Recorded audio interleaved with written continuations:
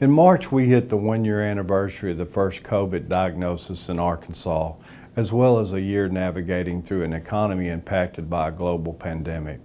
While we continue to see historic activity in the stock market, the fixed income market, which is what your state treasury operates in, is not experiencing the same quick rebound.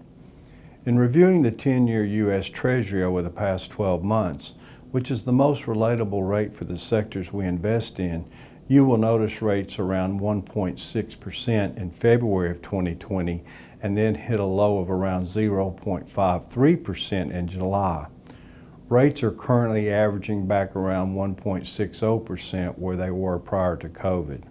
The Treasury's total revenue for the quarter ending is $9.05 million, which is similar to the fourth quarter of FY 2020.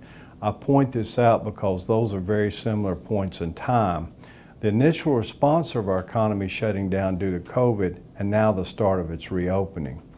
Throughout the pandemic, we maintain operational liquidity while staying secure in a conservative investment structure, giving us an even better grasp on our liabilities and income.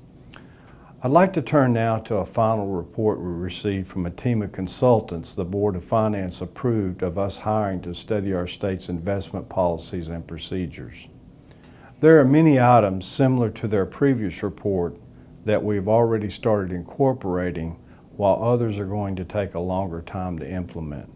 For instance, we're already in line with their recommendation on our portfolio allocation, and we're developing a plan for the board to review that will start reporting a total return basis and setting benchmarks by which to measure future success. We also agree with the recommendation to achieve more corporate exposure in the portfolio, and we've taken early steps to determine the most appropriate way to do so. This leads us to their final recommendation, the need to address our investment policy statement and review current language in the law that governs the state's investments. I've asked my staff to identify a third party to assist in reviewing our investment policy statement and governing laws. I want to take a moment to share a little praise for our investment team, which has done a tremendous job navigating our portfolio throughout this past year. They've built a great foundation for us as we move forward.